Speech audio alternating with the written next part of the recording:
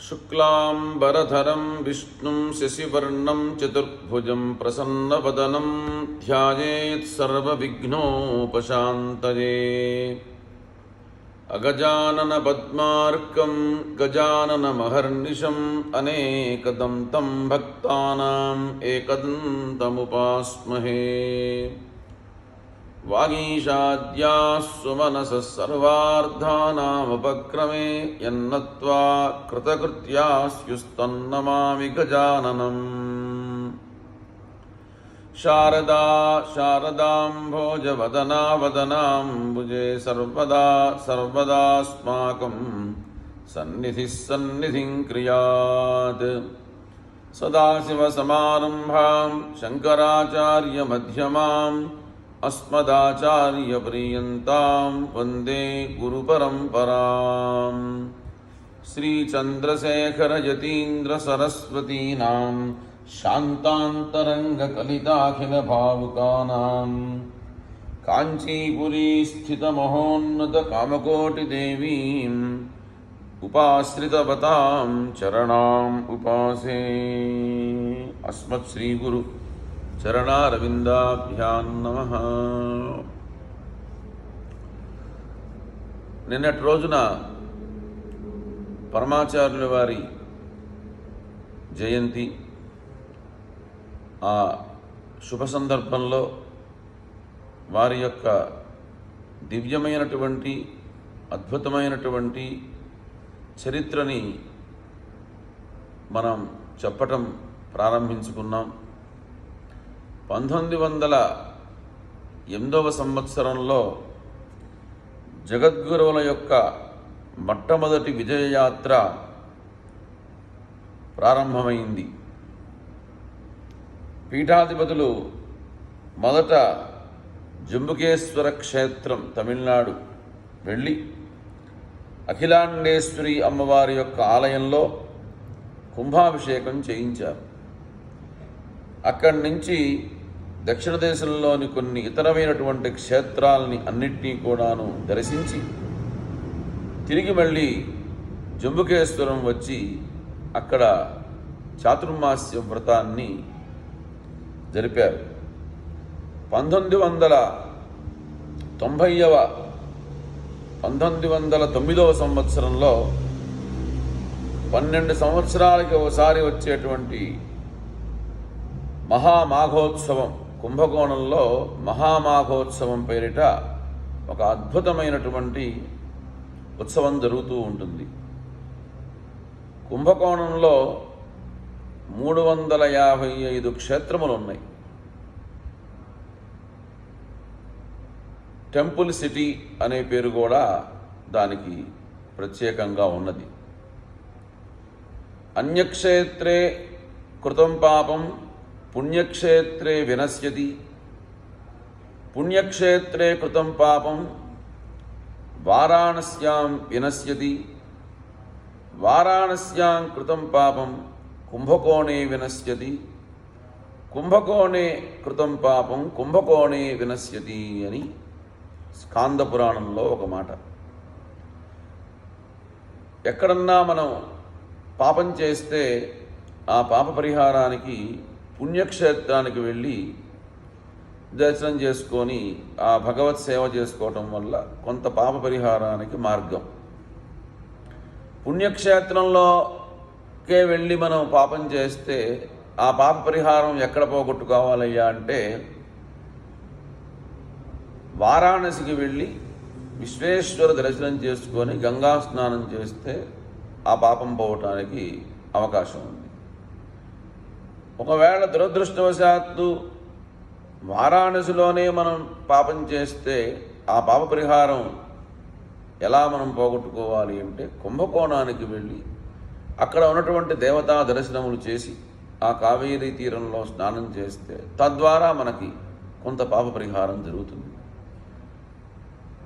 కుంభకోణే కృతం పాపం కుంభకోణే వినశ్యతి అని. కుంభకోణంలోనే ఉండి ప్రమాదవశాత్తు మనం ఏదన్నా ఏ పిల్లినో బల్లినో మనం చంపినట్లయితే తద్వారా జనితమైనటువంటి పాపం అది అక్కడే పోతుంది అని. అటువంటి దివ్యమైనటువంటి క్షేత్రం కుంభకోణం. 1909లో స్వామివారికి అప్పటికి వయస్సు 15 సంవత్సరములు. ఆ సమయంలో వారు మొట్టమొదట విజయయాత్ర చేసి తర్వాత 2 సంవత్సరములు కుంభకోణంలోనే ఉండి అక్కడ ఉండేటువంటి మఠ పండితుల దగ్గర సంస్కృత భాషల్లో క్షుణ్ణంగా అధ్యయనం చేసి భాషని బాగా మంచి ప్రావీణ్యాన్ని సంపాదించారు. కుంభకోణ మఠంలో భక్తులందరూ రావటం, చాలా రద్దీ పెరగటంతో స్వామి అక్కడి నుంచి బయలుదేరి కావేరీ నదీ తీరంలో మహేంద్రమంగళం అనే పేరుతో ఒక గ్రామం ఉన్నది. ఆ గ్రామంలో ఒక చక్కటి పర్ణశాలని ఏర్పరచుకొని తాటాకులతో అక్కడ ఒక 3 సంవత్సరాల పాటు సమస్తమైనటువంటి వేదశాస్త్రములన్నింటినీ కూడాను అభ్యసించారు. భగవత్పాదుల వారు ఎలా అయితే సాక్షాత్తు పరమేశ్వర యొక్క అంశమైనప్పటికీ ఒక గురువు దగ్గర ఉపదేశం పొందినట్టుగా రామచంద్ర ప్రభువు సాక్షాత్తు మహావిష్ణువు అయినప్పటికీ వారు కూడా గురుకులానికి వెళ్ళి శాస్త్రములు, వేదములు, ధనుర్వేదములు అభ్యసించినట్టుగా పరమాచార్య స్వామి వారు కూడా మనందరికీ తాను ఆచరించి చూపించడం కోసం ఒక 3 సంవత్సరాల పాటు సమస్తమైనటువంటి శాస్త్రములన్నీ అధ్యయనం చేశారు. ఇదొక చిత్రమైనటువంటి సన్నివేశమే. ఎంచేతనంటే శిష్యుడు సాక్షాత్తు ఈశ్వరాంశంభూతుడు, పీఠాధిపతి. ఆయనకి పాఠం చెప్పే గురువులు మఠపండితులు. అంటే పీఠాధిపతికి వాళ్ళందరూ కూడా శిష్యులే గురువుకి చెప్తున్నారు ఇక్కడ. అది విశేషం. అంటే ఈ శిష్యులకు వచ్చినటువంటి విద్యని వారికి సమర్పిస్తున్నారు, నివేదిస్తున్నారు. అక్కడ భావనది. 1914వ సంవత్సరంలో వారికి 20 ఏళ్ల వయస్సులో మళ్ళీ ఆ మహేంద్ర మంగళం దగ్గర నుంచి బయలుదేరి కుంభకోణానికి తిరిగి వచ్చేటప్పటికీ అపారమైనటువంటి, సమగ్రమైనటువంటి, పరిపూర్ణమైనటువంటి, దివ్యమైనటువంటి శాస్త్రజ్ఞానం అంతా కూడాను సంపాదించారు. పీఠాధిపత్యానికి కావలసినటువంటి విద్యలన్నీ కూడా నేర్చుకున్నారు. అయినప్పటికీ ప్రభుత్వం వారి లెక్క ప్రకారం వారింకా మైనర్గానే ఉన్నారు. ఆ మైనర్ కావడం వల్ల మఠం యొక్క నిర్వహణ న్యాయస్థానం నియమించినటువంటి మఠాధికారుల ద్వారానే జరుగుతూ ఉండేది. 1915వ సంవత్సరంలో 21 సంవత్సరాలు నిండిన తర్వాత చట్టపరంగా స్వామివారికి మఠ నిర్వహణ తాలూకు బాధ్యతలన్నీ కూడాను, సర్వ అధికారాలన్నీ కూడాను వారు ఇచ్చారు, వీరు స్వీకరించారు. మఠ నిర్వహణను మఠం అధికారులే పీఠాధిపతుల యొక్క పర్యవేక్షణలో చేస్తూ ఉంటారు. పీఠాధిపతులు ఎక్కడా కూడాను సంతకం చేయకూడదు. ఎందుకంటే వారు ఇక్కడ నేను అనే పదం వాళ్ళకి లేదు. వారి ముద్రిక మాత్రం కొన్ని పత్రాల మీద ఒక రాజముద్రికలాగా పీఠం ముద్రిక ఉంటుంది. ఆ ముద్రికను మాత్రం వేస్తారు, స్టాంప్. 1914 నుంచి 18వ సంవత్సరం మధ్యంలో జగద్గురువులు కుంభకోణంలోనే ఉంటూ అనేక సంస్కృత పాఠశాలని పాఠవన్నీ కూడా ఉద్ధరించటం, కొత్తవన్నీ కూడా ఏర్పరచటం, అలాగే వేద పాఠశాలలు మధ్యలో పండిత సన్మాన కార్యక్రమాలు, విద్వద్గోష్ఠులు, సంగీత కార్యక్రమములు, శాస్త్ర చర్చలు, పేద విద్యార్థులకి అనేక ఉపకార వేతనాలు, నవరాత్రి పూజల యొక్క నిర్వహణ, శంకర జయంతి ఉత్సవాలు, ఇట్లా అనేకమైనటువంటి కార్యక్రమాలన్నీ కూడాను స్వయంగా దగ్గరుండి స్వామివారు జరిపించారు. దేశంలో మహావిద్వాంసులు, గాయకులు, పండితులు జగద్గురుల యొక్క ఆశీస్సుల కోసం పరితపించేవారు.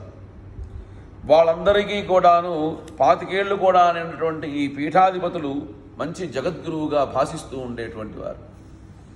1919వ సంవత్సరం నుంచి 1939 సంవత్సరం దాకా, అంటే 2 దశాబ్దాల కాలం, 20 సంవత్సరాల పాటు అనవరతంగా, అవిచ్ఛిన్నంగా ఒక మంచి కార్యక్రమం చేయాలి అని వారు నిర్ణయించుకున్నారు. ఏమిటంటే ఆ కార్యక్రమం ఆసేతు సీతాచలం వారు శిష్యులతో కలిసి పాదయాత్ర అంతా కూడాను జరిపించాలి అని. ఆ విజయయాత్రల్ని ఎలా అయితే ఆదిశంకర భగవత్పాదుల వారు కాలినడకనే వెళ్ళారో అదే ప్రకారంగా కాలినడకతో వెళ్తూ అన్ని చోట్ల ధర్మరక్షణ చేయాలి అని వారి సంకల్పం. ఎట్టి పరిస్థితుల్లో వారు రైలు కానీ కారు కానీ ఎక్కకుండా ఉండేవారు. ఎప్పుడన్నా నది దాటవలసి వస్తే పడవని ఉపయోగించేవారు. మరీ నడవలేకపోతే ఎప్పుడన్నా అవసరం వస్తే ఒక పల్లకీని ఉపయోగించేవారు. అంతే తప్ప కార్లు కానీ విమానాలు కానీ ఇటువంటి వాటి జోలే వెళ్ళలేదు వారు. అసలు సముద్రయానం చేయలేదు, దేశాంతరయానం అంతకంటే చేయలేదు.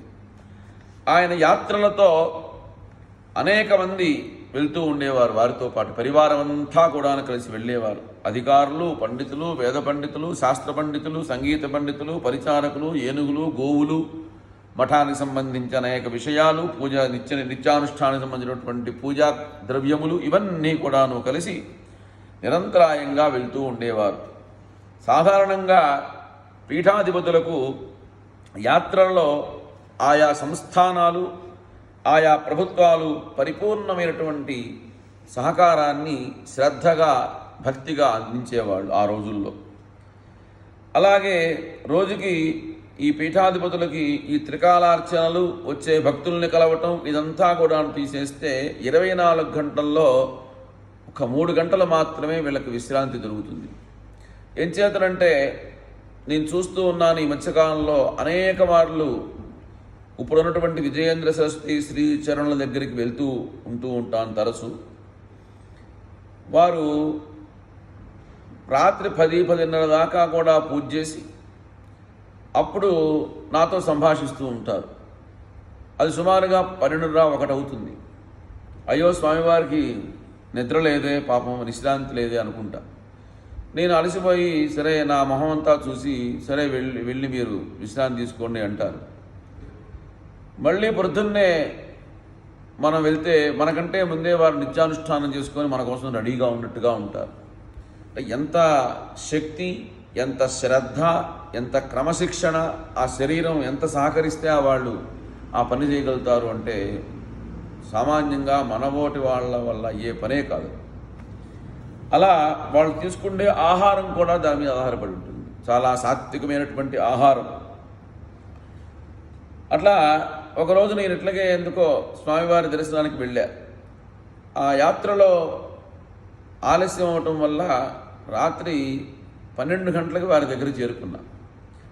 ఆ సమయంలో వారు తీసుకున్నటువంటి ఆహారం ఏదో కొద్దిగా మిగిలితే నాకు పంపించారు. ఇంత అర్ధరాత్రి వచ్చాడు బ్రాహ్మడు అని. ఎలా తిన్నారా అనిపించింది. దానికి ఎటువంటి రుచి కానీ ఏమీ లేవు. చాలా ఆశ్చర్యం వేసింది. ఇటువంటి ఆహారం తినా స్వామి ఇంత పని చేస్తున్నారు అని. మనం ఇంత కష్టపడి ఈరోజు ఇన్ని పదార్థాలు రుచిగా తిన్నా కూడా మనకు ఒక 2-3 గంటలు కంటిన్యూగా పనిచేస్తే మనం పడిపోతాం. అంటే అదంతా ఆ పీఠాధిపతికి ఆ ఉపాసనా బలం, ఆ జగద్గురువుల యొక్క పరంపరాగతమైనటువంటి ఆశీర్వనుగ్రహం, ఆ శక్తి అదంతా కూడా. పైపెచ్చు వారి యొక్క జీవనశైలిలో చాలా గొప్ప నిరాడంబరత, అలాగే సాత్వికత, క్రమశిక్షణ, మానవ మాతృలకు ఇవన్నీ కూడాను దుస్సాధ్యములుగా ఉంటూ ఉంటాయి. 20 సంవత్సరాల పాటు జరిపినటువంటి ఈ విజయయాత్రలో స్వామి యావత్ భారతదేశంలో హైందవ సమాజానికి ఒక కొత్త స్ఫూర్తిని ఇచ్చి మంచి అందరినీ కూడాను జాగృతం చేశారు. ఈ విజయయాత్రలో ఎన్నో అద్భుతమైనటువంటి ఘటనలు, ఎన్నో మైలురాళ్ళు, ఎన్నో స్ఫూర్తిదాయకమైనటువంటి అనుభవాలు, వృత్తాంతాలు, కథలు, వాటిలో కొన్నింటిని మనం చెప్పుకోగలుగుతాం. ఎందుకంటే అనేకం, ఒక 100 సంవత్సరాల పాటు జరిగిన చరిత్ర మనం చెప్పుకోవాలంటే అవ్వదు. 1919వ సంవత్సరంలో బయలుదేరినటువంటి జగద్గురువులు ఆ సంవత్సరం తంజావూరులో ఉన్నటువంటి ఆలయాలన్నీ కూడాను దర్శించారు. ఆయన పర్యటించినటువంటి గ్రామం లేదు అంటే అతిశయోక్తి కాదు. ప్రతి గ్రామము తిరిగారు. చాతుర్మాస్యం అంటే ఆషాఢ మాసంలో వచ్చేటువంటి పూర్ణిమ, వ్యాస పూర్ణిమ మొదలుపెట్టి కార్తీక బహుళ ఏకాదశి వరకు ఒకచోటనే ఉండిపోతారు సన్యాసులు. ఎచ్చేతనంటే వాళ్ళు వెళ్తుంటే వాళ్ళతో పాటు వాళ్ళ పరివారం కూడా కదిలితే మధ్యలో ఈ వర్షాకాలం వచ్చినప్పుడు భూమిలో నుంచి కొత్త కొత్త పురుగులన్నీ జీవరాశులు క్రిమికీటకాలు పుట్టుకొస్తాయి. వాళ్ళు అలా పాదయాత్ర చేస్తున్నప్పుడు వాళ్ళ పాదాల కింద పడి చచ్చిపోతాయేమోనని అంతటి జీవకారుణ్యంతో వాళ్ళు ఆ 4 నెలలు కట్టేసుకొని ఒక చోటు ఉండిపోతారు. ఎక్కడ ఉంటారో అది అదొక క్షేత్రం అయిపోతుంది. అక్కడ వాళ్ళకు ఒక మహద్భాగ్యం, జన్మాంతర సుకృతం. వర్షాకాలంలో అట్లా ఉండిపోతారు. ఒక సన్యాసికి ఎప్పుడూ కూడాను స్వస్థలం అనేటువంటిది ఎప్పుడూ ఉండదు. వాళ్ళు పరివ్రాజకులు. వాళ్ళు ఎక్కడ ఉంటే అక్కడ ఆ పూట వాళ్ళది ఆ స్థలం, వాళ్ళ స్వస్థలం. ఆ సంవత్సరం చాతుర్మాస్యం కుంభకోణం సమీపంలో ఒక వెప్పత్తూరు అనేటువంటి గ్రామంలో స్వామివారు చాతుర్మాస్యం జరిపించారు. తర్వాత సంవత్సరం బయలుదేరి ఆ ప్రాంతంలోనే 1920వ సంవత్సరంలో సరిగ్గా 100 సంవత్సరాల క్రితం వేదారణ్యం అనే ఒక గ్రామం ఉంది తమిళనాట. అక్కడ వెళ్తుండగా ఒక ముస్లిం భక్తుడు పరమాచార్య స్వామి వారి యొక్క దర్శనం కోసం కోరాడు. పైగా ఆ భక్తుడు పుట్టు అంధుడు. జగద్గురుల యొక్క ఆదేశాన్ని అనుసరించి ఆ భక్తుడు ఇతర భక్తులందరికీ కూడాను మహమ్మదీయ మతం ముఖ్య సిద్ధాంతాల మీద ఒక చక్కటి ఉపన్యాసాన్ని కూడా ఇచ్చాడు. జగద్గురులలో తాను ఒక అల్లాని చూసుకున్నాను అని ఆ భక్తుడు ఎంతో ఉప్పొంగిపోయినాడు. 1921వ సంవత్సరంలో పట్టీశ్వరం అనేటువంటి గ్రామంలో ఆయన ఉండగా అనేక మంది స్వాతంత్ర సమరయోధులు, అనేక పార్టీల కార్యకర్తలు అందరూ కూడాను నమస్కరించి దేశానికి, ఈ భారతదేశానికి ఈ విదేశీ పాలన నుంచి విముక్తి కలగాలి, దానికోసం తమరు మాకు ఆశీస్సులు ఇవ్వండి అని అందరూ కూడాను కోరారు. సత్కార్యాలు, సత్సంకల్పము, ధార్మికమైన కార్యక్రమాలు ఎప్పుడూ కూడా సిద్ధిస్తాయి అని స్వామి వారందరినీ కూడాను ఆశీర్వదించి పంపించారు. 1918వ సంవత్సరం నుంచి గాంధీ గారి యొక్క పిలుపు మేరకు స్వామివారు ఖద్దర్నే ధరిస్తూ ఉండేవారు. అలాగే ఆ సమయంలో అనేక మంది దళితులు కూడా స్వామివారి దర్శనానికి వస్తే వాళ్ళందరికీ కూడా దర్శనం ఇచ్చి వాళ్ళ యొక్క క్షేమ సమాచారాలని కూడా కనుక్కొని వారందరికీ కూడాను కొత్త బట్టలన్నీ కూడాను ఇచ్చి దానం చేయించి స్వామివారి పంపించారు. ఆ స్వామివారి పరమాచార్య స్వామివారి దృష్టిలో ధనికులు అలాగే పేదలు అనేటువంటి భావన ఏనాడు ఉండేది కాదు. ఎవరన్నా 1 కేజీ బంగారం తెచ్చి అక్కడ పెట్టినా దాని వైపు చూసేవారు కాదు. అదే సమయంలో ఒక బీదవాళ్ళు వచ్చి, అయ్యా మా అమ్మాయికి వివాహం చేసుకుంటున్నాము, మాకు ఒక 10 కాసుల బంగారం కావాలి అంటే, ఇగో దాంట్లో ఉంది, మీకు ఎంత కావాలో అని తీసుకోండి అంటాం తప్ప ఏ రోజు కూడా ఎంత ఇచ్చారు అని దాన్ని చూడటం కానీ ముట్టుకోవటం కానీ వారి యొక్క చరిత్రలో జరగలేదు. బంగారం అనేది ముట్టుకోలేదు. 1923లో పరమాచార్య స్వామి వారు జంబుకేశ్వరం మళ్ళీ తిరిగి వచ్చారు. అక్కడ అమ్మవారికి చెవికమ్మలు, తాటంకములు అంటారు సంస్కృతంలో, చెవికమ్మలు చేయించే బాధ్యత ఎన్నో దశాబ్దాలుగా కంచి మఠానికి ఉన్నది. ఆ బాధ్యత అమ్మవారి యొక్క ఉగ్రరూపాన్ని ప్రసన్నం చేసేందుకు మొట్టమొదట ఆదిశంకర భగవత్పాదుల వారు అక్కడ తాటంక ప్రతిష్ఠ చేశారు. నాటి నుంచి నేటి వరకు పరంపరగా పంచకామకోటి పీఠ ఆచార్యులు ఎవరైతే పీఠాధిపతిగా ఉంటారో వారే వెళ్ళి అక్కడ కుంభాభిషేకం జరిపించడం, అక్కడ జరిగేటువంటి విషయాలన్నీ, ఉత్సవాలన్నీ కూడా వీరి ఆదేశం ప్రకారం జరగటం అనేటువంటిది ఆచారంగా ఉంది. 1924 నుంచి 26 మధ్య జగద్గురువులు తమిళనాడులో వివిధ ప్రాంతాలన్నీ కూడాను పర్యటించారు. ఆ రోజుల్లో ఆయన్ని దర్శించి తరించినటువంటి ప్రముఖుల్లో బంగబంధు చిత్తరంజన్ దాస్ అనే వ్యక్తి, అలాగే మంచి కాంగ్రెస్ నాయకులు ఎస్ సత్యమూర్తి గారు, జమునాలాల్ బజాజ్ వంటి వాళ్ళు ఎంతోమంది ఉన్నారు. ఇక రాజాజీ గారు ఎప్పుడూ స్వామివారి దగ్గరే ఉంటూ ఉండేవారు. జగద్గురువుల యొక్క ముఖ్య శిష్యుల్లో రాజాజీ ఒక పెద్ద ప్రధానమైన శిష్యుడిగా ఉంటూ ఉండేవారు. స్వామివారికి ఎప్పుడూ కూడాను ఏ రాజకీయ పార్టీతో సంబంధం ఉండేది కాదు. ఎవరొచ్చినా కూడాను వారికి హితాన్ని, ఏది మంచిది ఉంటుందో దాన్ని నిర్ద్వంద్వంగా, నిర్మహమాటంగా, స్పష్టంగా చెప్పడమే వారి ఉద్దేశ్యం.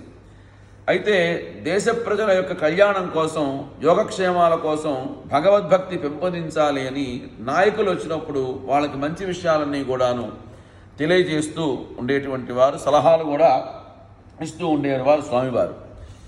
1927వ సంవత్సరంలో కంచి పరమాచార్య స్వామి వారు పాలఘాటు వెళ్ళారు. వెళ్తే అక్కడ గాంధీ గారు కూడా వచ్చి స్వామివారిని దర్శించడానికి రాజాజీ గారితో కలిసి వచ్చారు.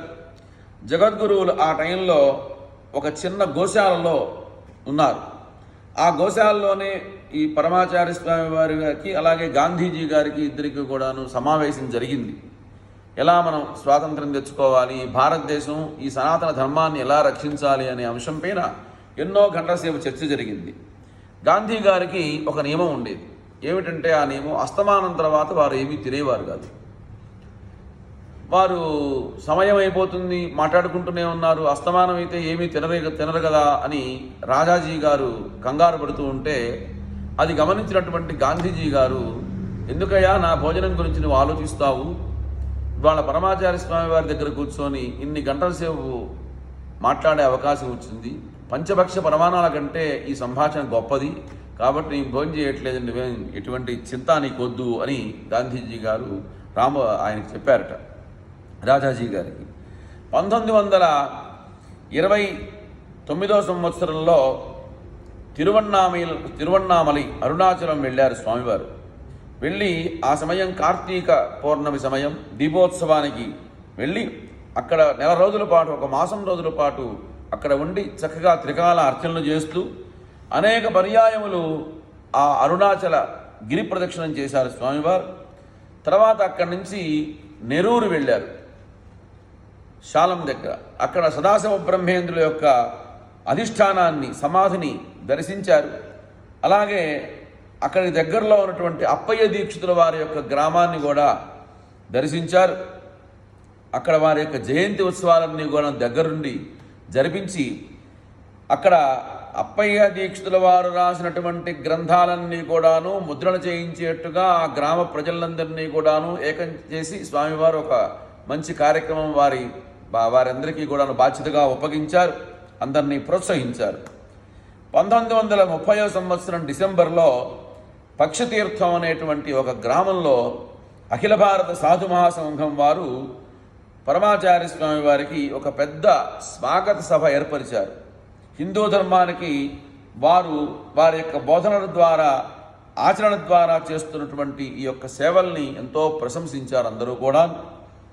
అలా స్వామివారి యొక్క జీవన విధానం ఎంతోమందికి, అన్ని మతాల వారికి, అన్ని కులాల వారికి, అన్ని వర్ణాల వారికి, అన్ని ప్రాంతాల వారికి కూడాను ఉపయోగపడేట్లుగా, ఎవరిని కూడాను ఒప్పించకుండా, అని మన ధర్మం చెడిపోకుండా అన్ని ధర్మాల్ని గౌరవిస్తూ మంచి ఒక ఆదర్శమూర్తిగా వారి యొక్క జీవనాన్ని గడిపారు. అటువంటి మహనీయుల యొక్క అనుగ్రహం మనందరికీ ఎల్లవేళలా ఉండుగాక అని ప్రార్థిస్తూ తరువాత విషయాలు రేపటి నుంచి చెప్పుకుందాం. సర్వం శ్రీ గురుపరదేవతార్పణమస్తు.